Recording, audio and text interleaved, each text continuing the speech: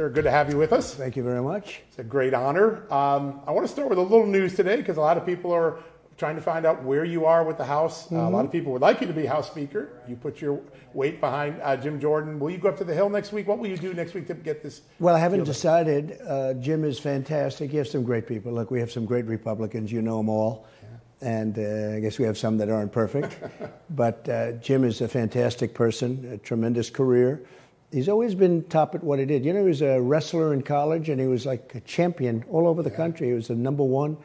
And, you know, when you think that's not only muscle power, that's power up here, too. Of course. Because you can't just do it with the muscle, with the heft.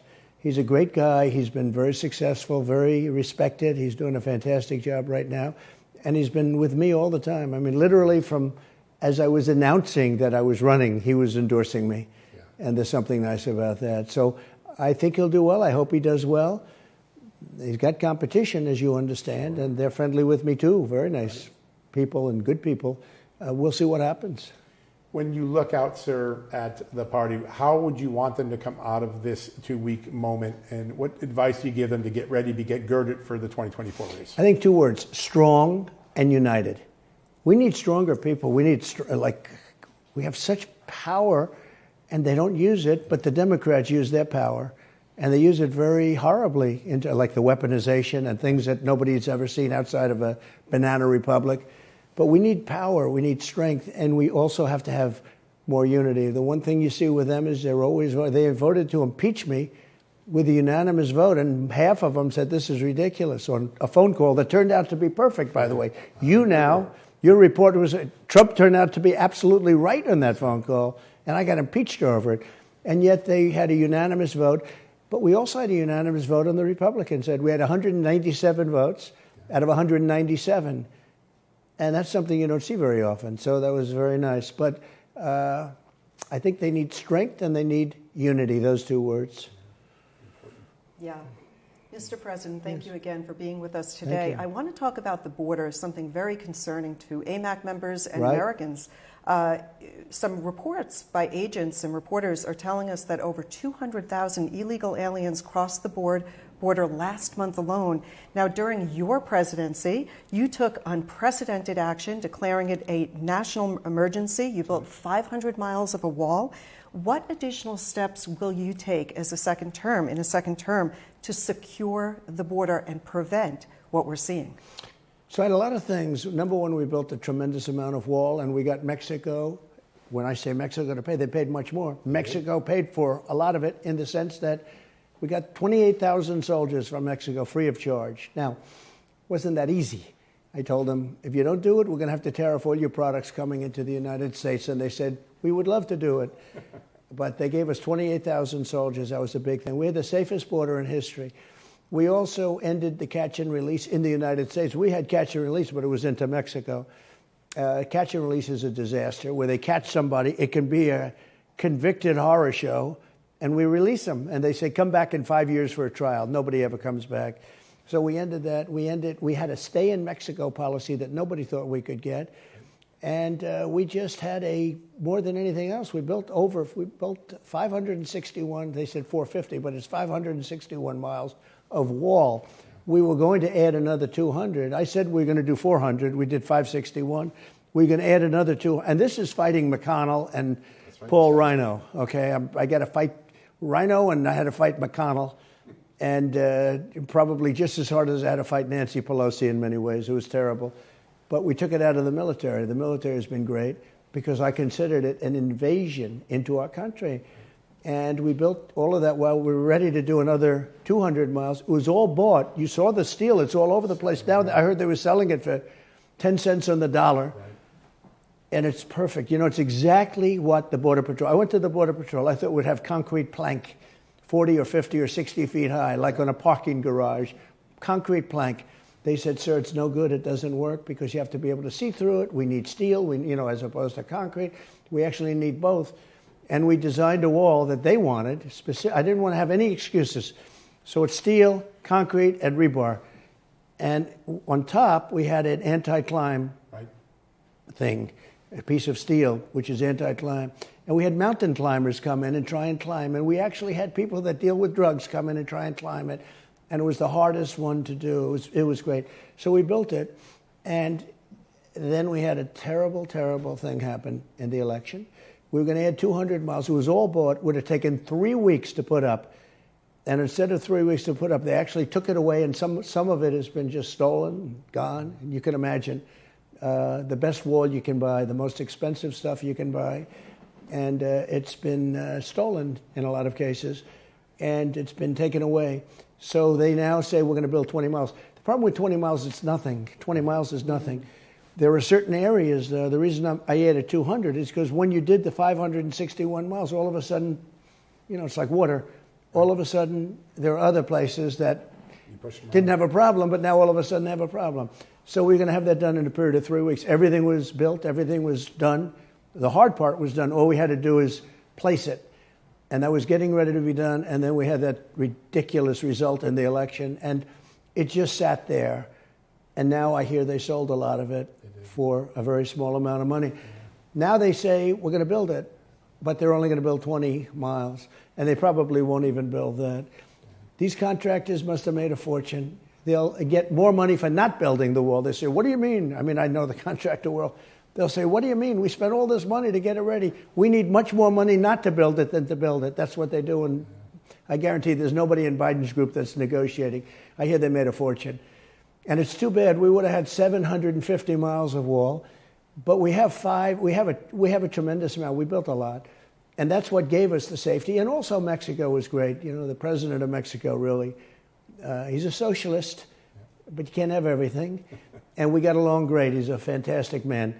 And he gave us 28,000 soldiers. And we had the best border, and now you have the worst border, I think, in history. Yeah, it's amazing. Sir, you talked about negotiating from a position of strength, which you've done your whole career. You have to. Republicans are going to, after they get through the speaker battle, they're going to have to get a budget deal in place. What advice would you give them to get something like on the border, get something on spending cuts? What advice do you have for them? So I like Kevin a lot, but I disagreed with him so much on two things. Debt ceiling, most of all, and this recent border, the recent, and it is sort of a border disaster because they should have had that and they didn't have that taken care of. They could have had it. But the recent budget disaster.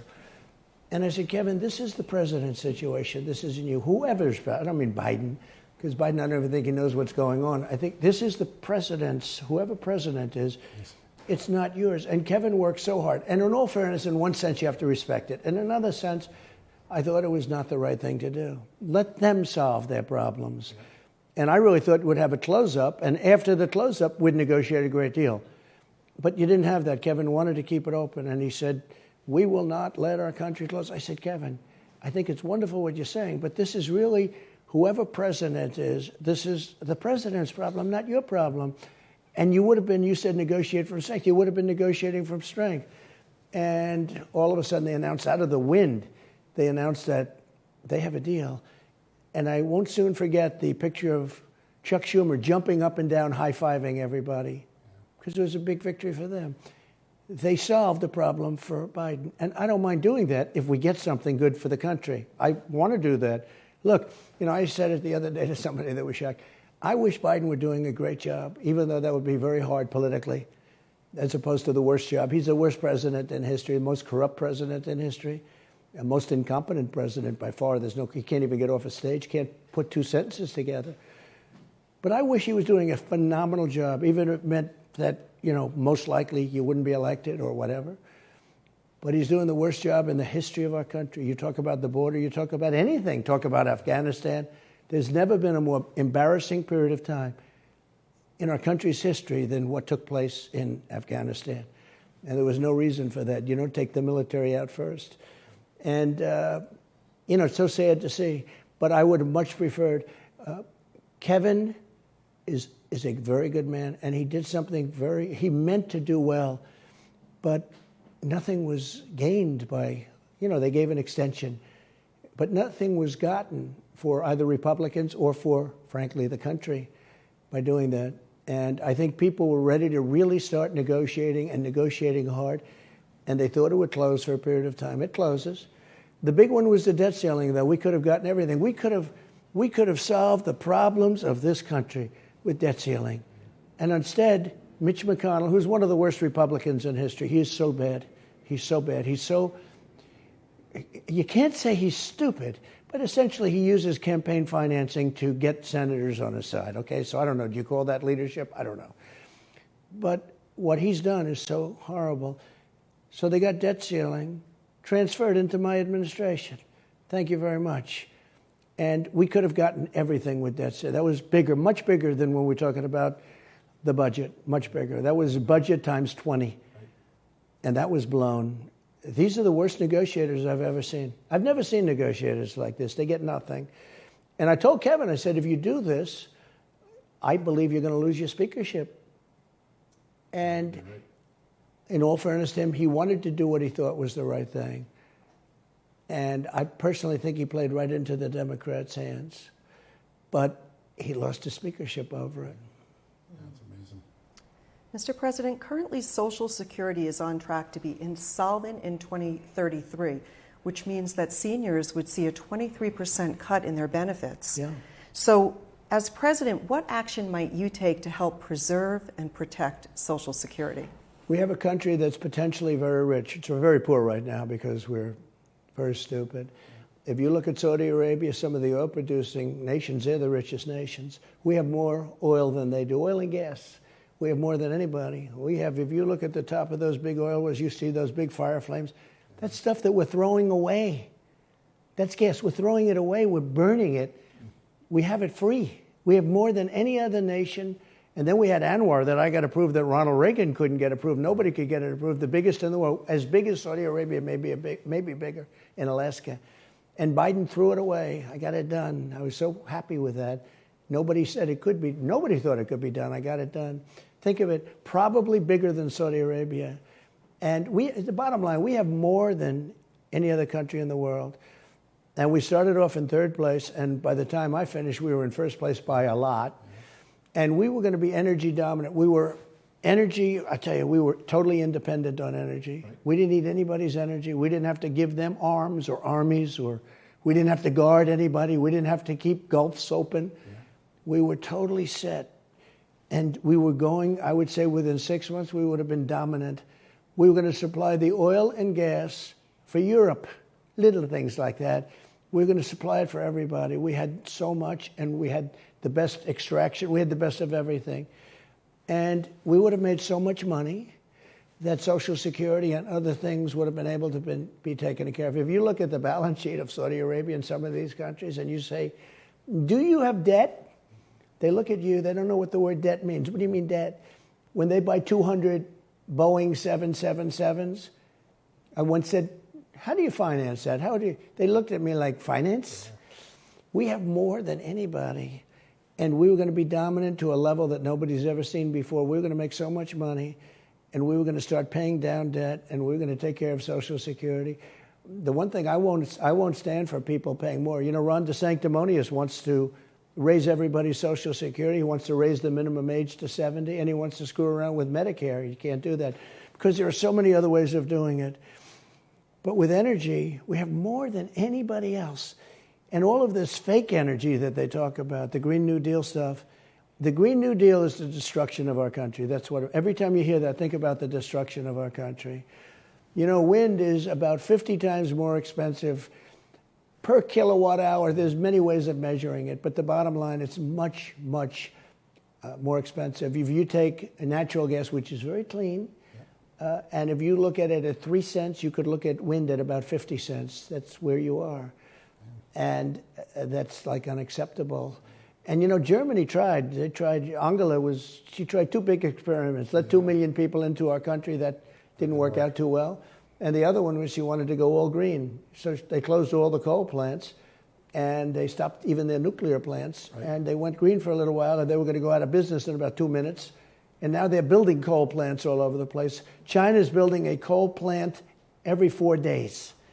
And here we are talking about nonsense that doesn't have the power or the technology to fire up our big factories and plants. And it's very, very expensive. So it's going to go away. We have more of, you know, when you talk about cars, they want to go all electric, but we have gasoline. We have more gasoline than anybody's ever had. Yeah. And yet they don't want to make gasoline cars. They want to make all electric cars. And I was in Michigan a week ago. Yep. I met with the United Auto Workers, and these are unbelievable people. We were packed. You saw thousands and thousands of people. Live, It was supposed to be a little small meeting, right, talking to some of the leadership. And now I see they're going exactly with what I'm saying. I said, your problem isn't what you're getting per hour. You're not going to have a job in 2 years because every electric vehicle is going to be made in China or someplace else, but not here, right, but mostly China. I said, so your problem, don't worry about how much they're paying you an hour. Worry about where you're going to be working in 2 years because you're not going to be making automobiles. And I noticed that now is their theme. Yeah. So I did a good job. Yeah. But I think we're going to get, I don't know if we're going to get union support at the top, but I guarantee almost every auto worker is going to be voting for Trump because we're going to reinvigorate our automobile business. And we're going to have electric cars, but we're going to have gasoline-fueled cars. We're going to have gasoline. We're going to have hybrids. We're going to have everything. They want to take our trucks and make them all electric, but the problem is they don't work. The batteries are too big. You can't store them. They're not strong enough. It's not strong enough, and they can't go far enough. Same thing as a car. An electric car can't go far enough. Maybe someday they will, but right now they can't. And they cost a lot of money. Yeah. So I had great meetings with the auto workers, and I think we're going to win Michigan, and I think we're going to bring back tremendous numbers of jobs. If I'm elected, if Biden's elected, you're not going to have any automobile manufacturing business. It's gone. And I don't know Sean Fain. I don't know. I never met him. Right. But I will tell you, he's doing a tremendous disservice to his people by not endorsing Trump. Now, he hasn't endorsed Biden, but right, for 700 years, they've been endorsing a Democrat. That's all they endorse is a Democrat.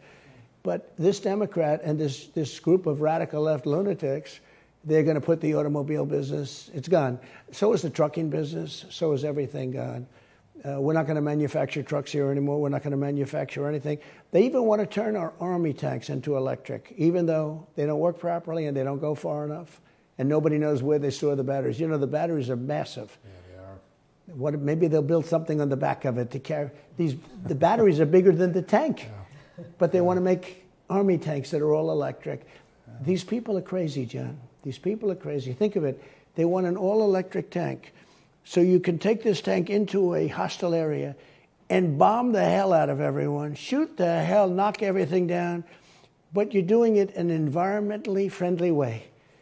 No fumes. There's no fumes. There's no fumes. Yeah. The problem is it won't go far, and you can't charge it. Can't stop for a recharge. These people, they're such crazy people. They're destroying our country. President Trump, would you keep Biden's electric vehicle tax credit in place for those who bought and build electric vehicles? So what it's doing is it's taking the automobile business, because everybody that builds a car loses $60,000. And the government is basically paying for that. It's ridiculous. You're going to have these companies make money and not get government subsidy. The same thing with energy, by the way. Wind, they give subsidy. Solar, they give subsidy. Oil and gas, they don't give any subsidy. All you do is make money with it. And it's much more powerful. It powers the plants. Right. And coal, by the way, clean coal. Clean coal. They can do things with coal now that they wouldn't have even dreamt. For West Virginia and Wyoming and a lot of places. It's phenomenal. But they don't want to go there because it doesn't work well on their platforms, with their people.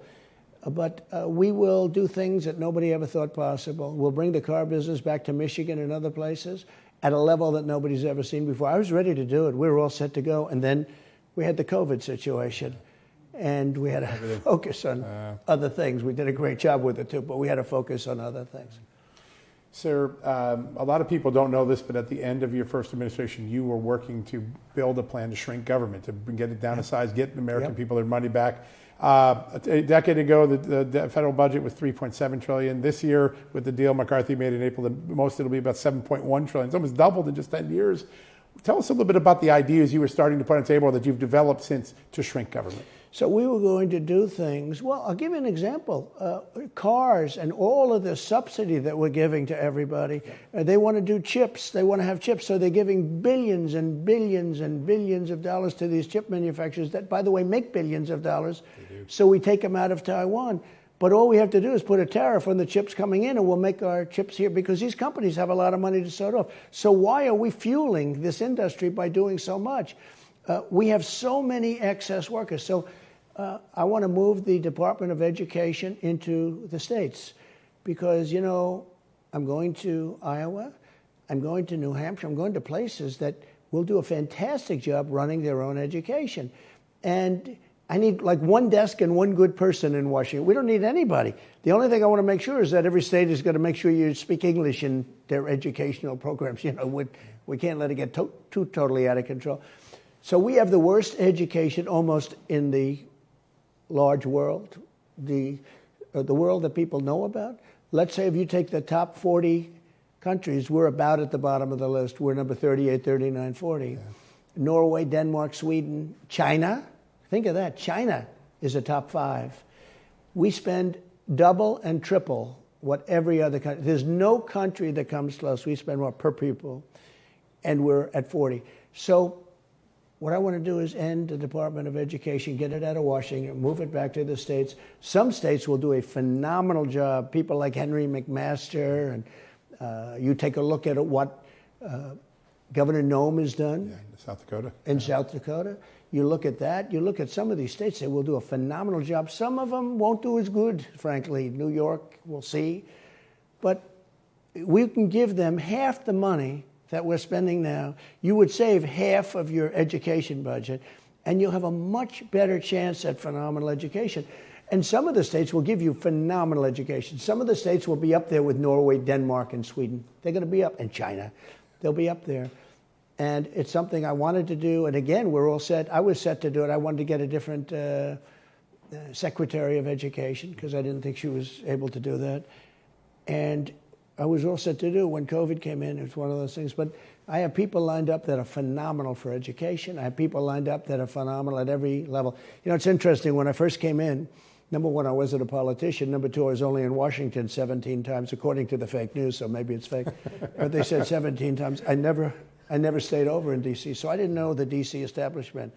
But I know it now. And I know the good ones and the smart ones and the dumb ones. And I think I know them all. And I know some unbelievable people. I had to rely on people. And we had great people. We did. We had unbelievable people, as you know. But we had some people that I would have rather not had. And I don't think we'll have very much. Every president has people that didn't turn out. I had some people that were guaranteed to be great, and I didn't think they were very good. And then I had some that I didn't think were going to be as good, and they turned out to be superstars. You know about that. Yeah. But we're going to have some incredible people. But we're going to take education, we're going to move it in. I already did that with the Department of Interior. We moved it out of Washington. A lot of people don't like to talk about that. David, who did a fantastic job, right. But we moved it out of D.C., and we have that for a number of them.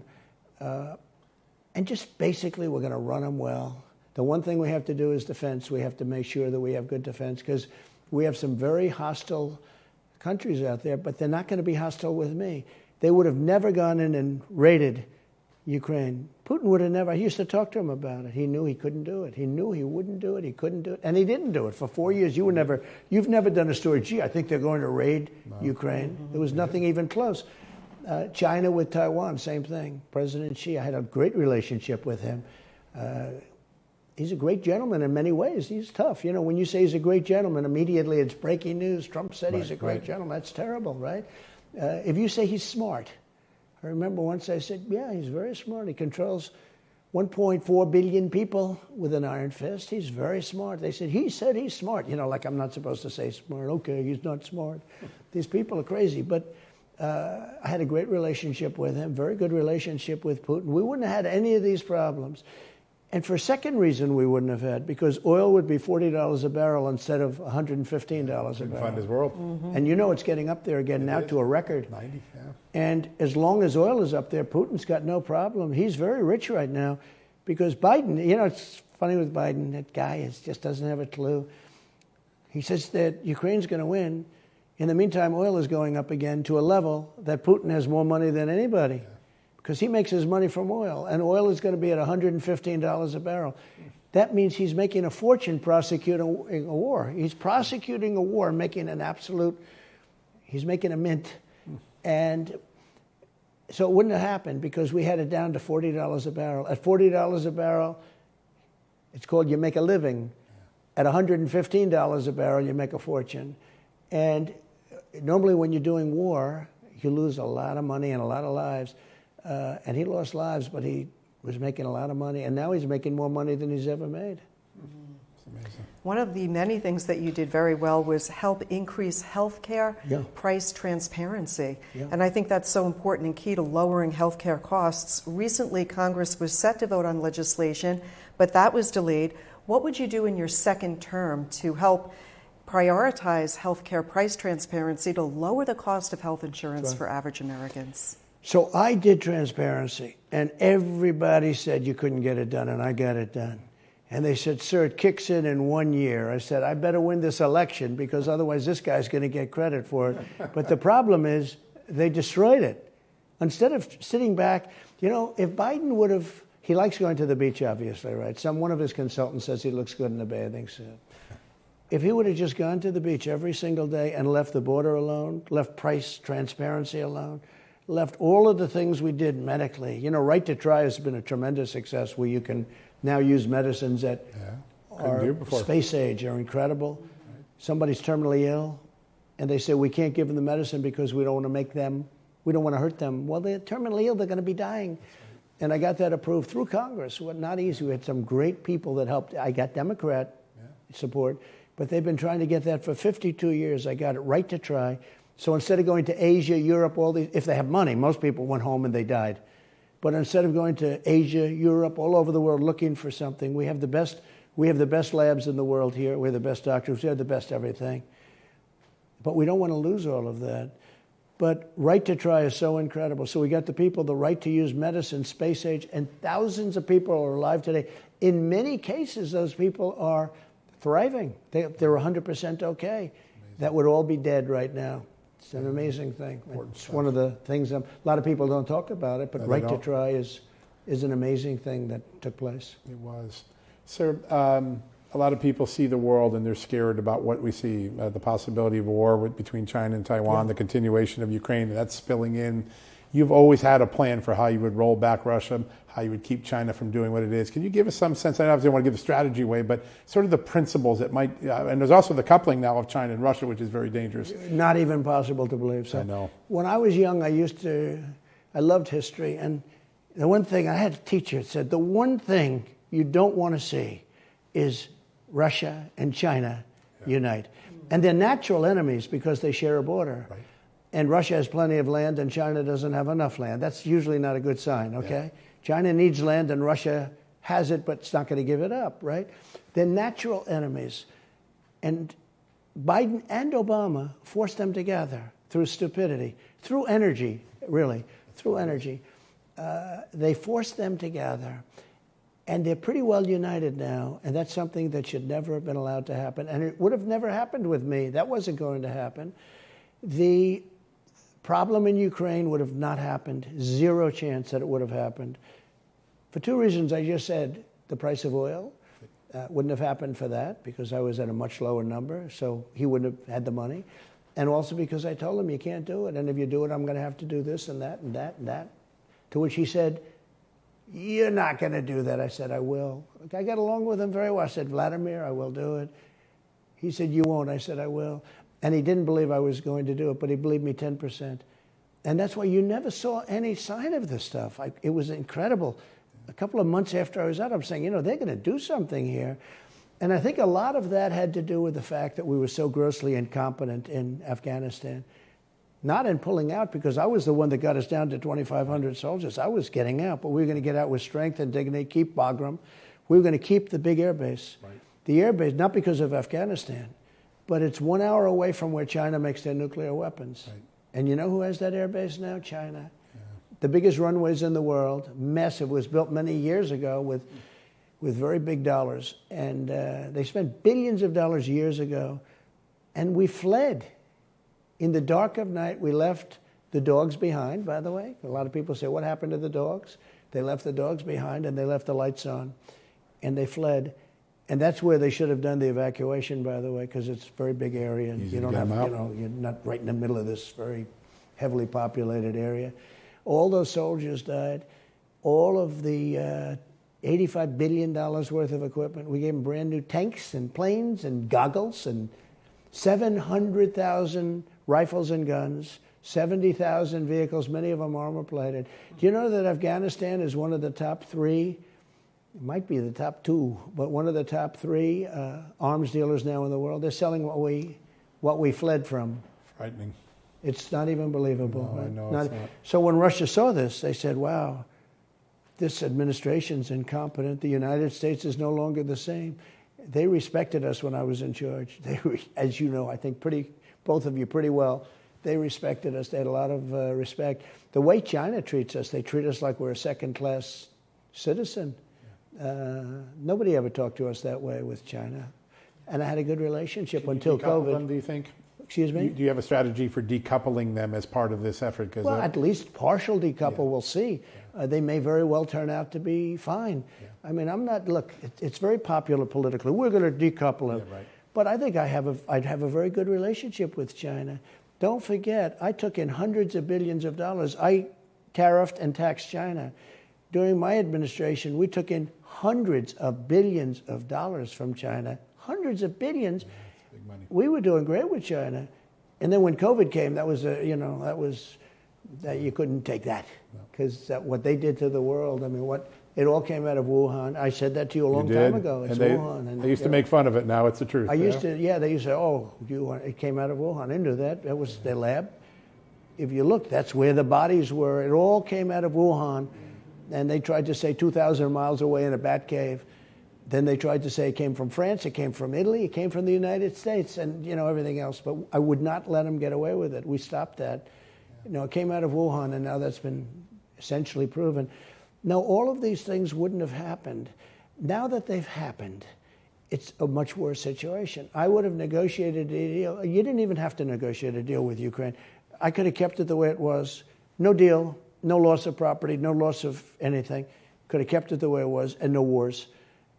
But you could have also given some areas that are inclined to be Russian, where the people speak Russian, et cetera, et cetera. And you could have had a country. Now what do you have? You have cities, almost every city is bombed to the ground.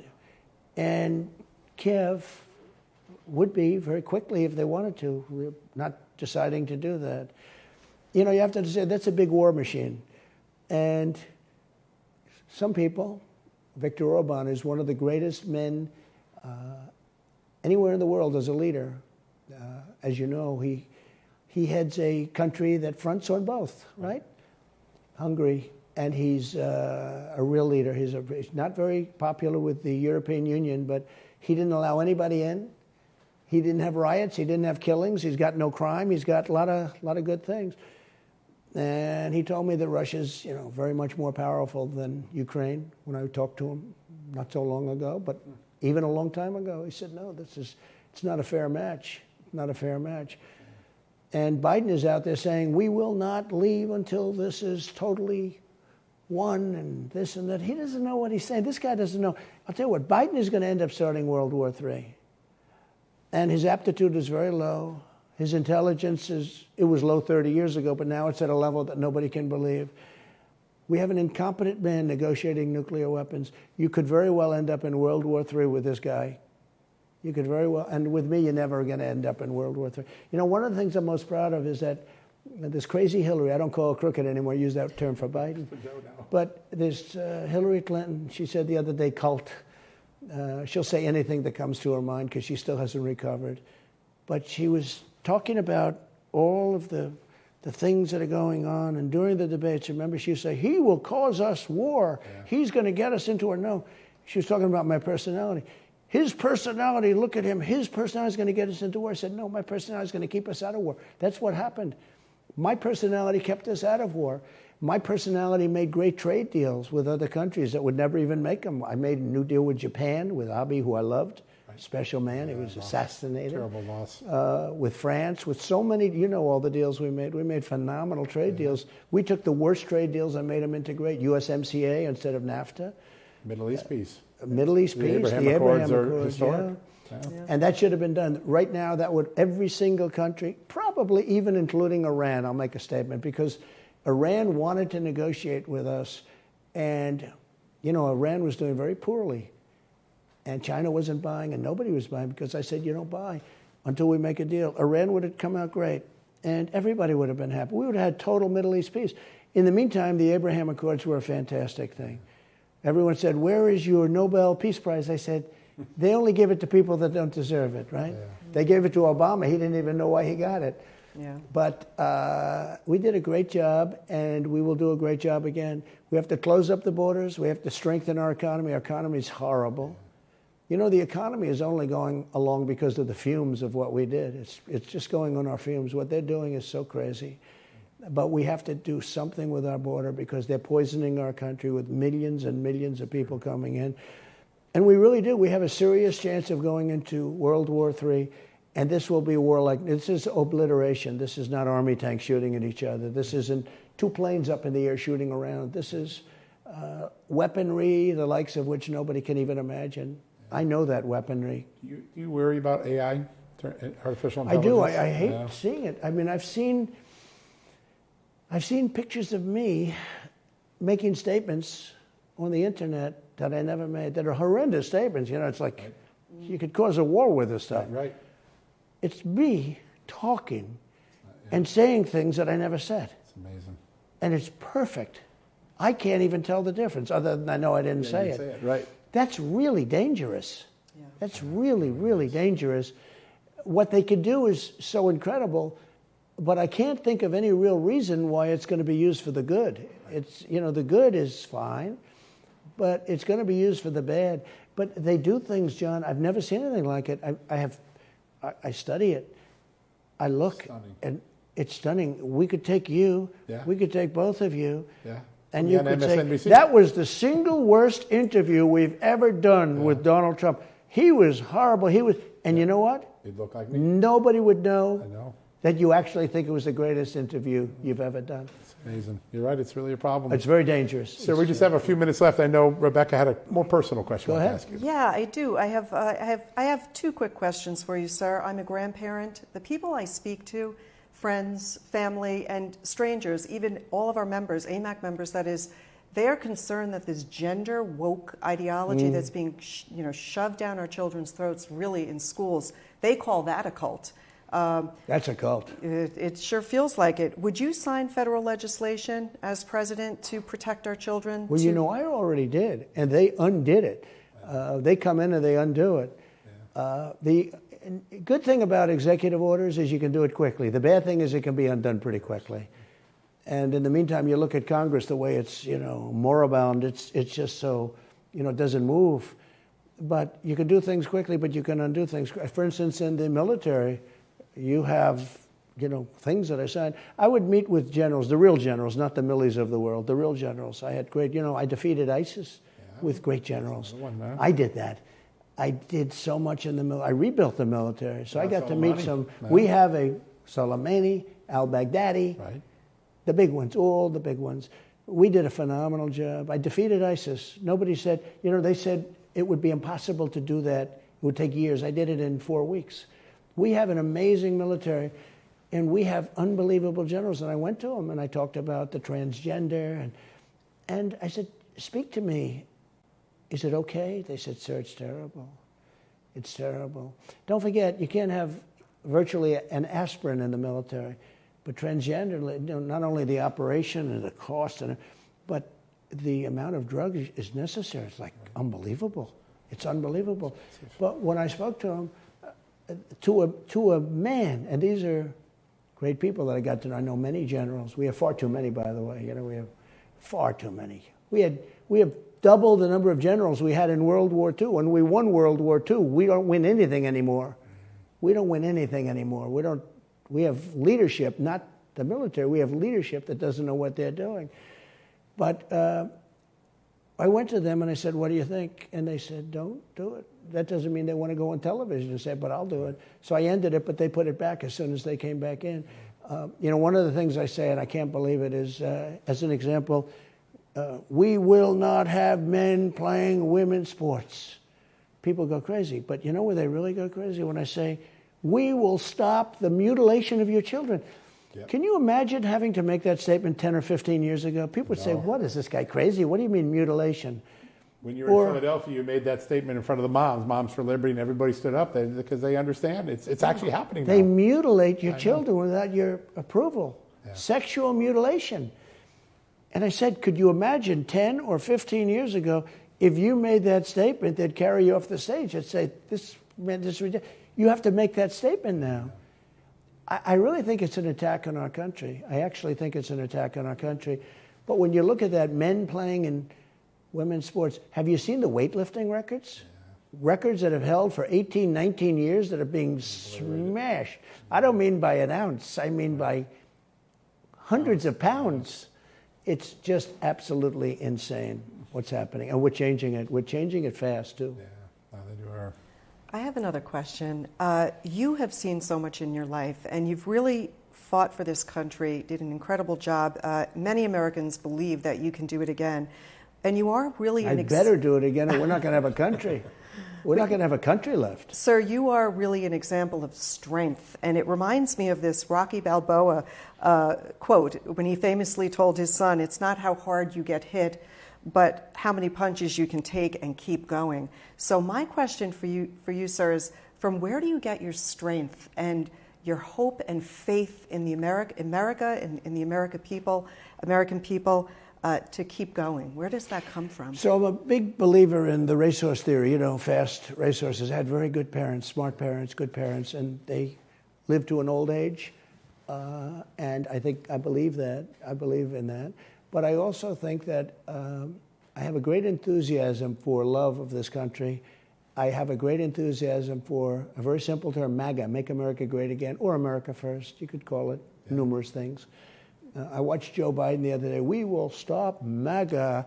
If I asked him what MAGA stands for, he wouldn't even know. It's Make America Great Again. You know, what's wrong with that, right? Yeah. We're a laughingstock now all over the world. They see thousands of kids running into department stores. I looked at a department store 2 days ago. Thousands of kids. The whole place, like 5 stores, this massive store, I won't even name it. This massive store is just like empty. And we could stop that in 2 minutes. All you have to do is be very, very, very rough for about 1 hour. And the word would spread, and there wouldn't be any problem whatsoever. It would be a phenomenon that would end immediately. You know, in Washington, when they were knocking down statues, I thought it was incredible. And it was the radical left, because I happen to think the radical left is far more dangerous than the right, okay? Many of the right, they don't want to see murders. They don't want to see our cities blown up. I think the radical left is far more dangerous than the right, you know, so we have a little disagreement on that. But when the radical left was knocking down statues, they wanted to knock down the statue of Abraham Lincoln, they were headed over to the Jefferson Memorial. They wanted to knock out, and a lot of it's, you know, when you do Abraham Lincoln, they wanted that one out, they wanted to knock down everything, and they started. And I moved very rapidly, and I found a really old law that was passed, and I reinstituted it. And it said, if you knock down a statue or even think about it, literally, if you even moved, you get automatically 10 years in jail, and you don't get out at the end of 2 months, like we have a system. You get 10 years in jail. You can't get out 1 day early. It's 10 years. I did it. I made a very public signing. Everything stopped. It was amazing. We didn't have any problem, right? We didn't have any problem after that. But I happen to think that the radical left is far worse and far more dangerous than the right. I think a lot of people on the right are so disgusted with what they're seeing with the woke and all of the other things, the mutilation. It's very, very sad. And I don't know why that they're just not attacked. When you look at Portland, what they've done, they've destroyed the city, and they've killed a lot of people. When you look at what they did in Seattle, where they took over a big percentage of the city, they took it over. Yeah. When you look at so many other things, had I not sent in the National Guard, they knew they were going to attack. Yeah, the courthouse, right? The following morning. Yeah. And they knew, and they left in Seattle. I saved Minneapolis. If I didn't insist. Now, one thing I would do everything much earlier. You know, I'm not supposed to be doing that. That's supposed to be up to the governor. Right. But we had the troops all lined up, and they were there, and they went into Minneapolis, and the governor didn't want it. And yet they were burning down the city. I'll never forget the scene of this anchor saying, Yeah, it has not been that bad. And behind him, the entire city is like burning down. Do you remember the scene? I do. He's trying to say, I won't mention his name, Velci. I won't mention his name. But he's talking up there, and over his shoulder, the entire city is burning down, and he's trying to pretend like things are going very well. Remember, they took over the police precinct? That's right. It was burning, and they took it over. They took it over. Standing they on burned cars. it. And people got killed. And nobody talks about that. Nobody talks about it. Even the time I had, look, I'll tell you what, when I signed that statute, it was incredible. Everything stopped.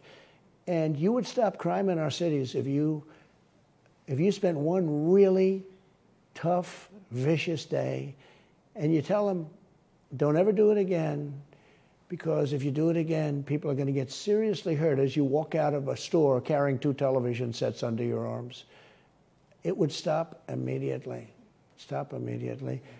All over the country it would stop. Don't forget, John, we're a laughingstock all over the world. No other country has this.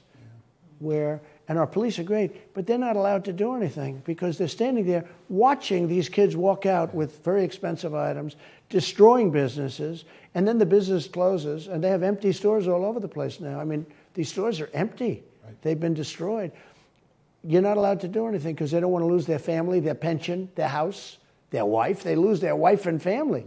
Yeah. And they say, all right, look, we can't do anything. They're told not to do anything. Yeah. And one thing I'm going to do is on a federal basis, I'm going to indemnify any and all police officers from having a problem. Now, people will say, well, that's bad because some will be bad actors, but it's very few. Yeah. But we're going to indemnify the police, we're going to indemnify the city, and we're going to indemnify the state, and they're going to stop crime. Because some of them don't do it. There's a big percentage of them don't do it because the liability is tremendous. Right. But we're not going to have the liability. What they're doing to our country is incredible.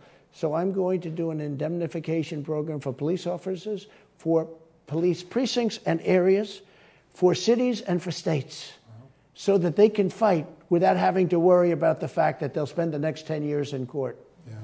Can I just follow up with that? Because I know you have to go, but for the cities that right now refuse to enforce the law, will you put federal funding at stake for them if they don't start enforcing laws? I'll do everything. And I'll do things that they never really even thought possible. I think the one thing that was interesting, they're supposed to do this themselves. I'm not supposed to send in the military. I'm not supposed to send in the National Guard. It's up to the governor and the mayors, but it's up to them. You're talking 99%, maybe 100% almost. It's all Democrat, liberal, radical left people. It's all exclusive. They don't want to do anything. I mean, there's no retribution, no anything. They only go after Trump. They don't go after people that kill people. They only go after Trump. And what we will do is we're going to have tremendous retribution initially. We have to. You have to. And it'll stop overnight. You won't have that problem anymore. You have to also do a stop and frisk program. We had stop and frisk in New York. Rudy Giuliani did it incredibly. The city became it went from one of the most unsafe cities to this. David Dinkins, yeah. Oh, it was a terrible situation. They did strong but fair stop and frisk. And it worked. And then Bloomberg took it a step too far, and it was ruled like unconstitutional or something. We're going to do stop and frisk, and you're going to have to do it. And if you don't do it, your cities, you can't walk down the street. These people, they go for a loaf of bread, they end up being shot and killed. You see the scenes. The scenes over the last few months have been the worst I've ever seen. They're out of control. And added to that now are hundreds of thousands, really millions of illegal immigrants. And these are tough people. These are very aggressive people. These are people that drink too much. These are people that take too much drugs. And these are very, very aggressive people. And these are also people that countries send in the caravans. They put them in. I stopped that whole caravan. I had it stopped. Because when I was there, they were sending a lot of people in before me. And we stopped caravans from coming in.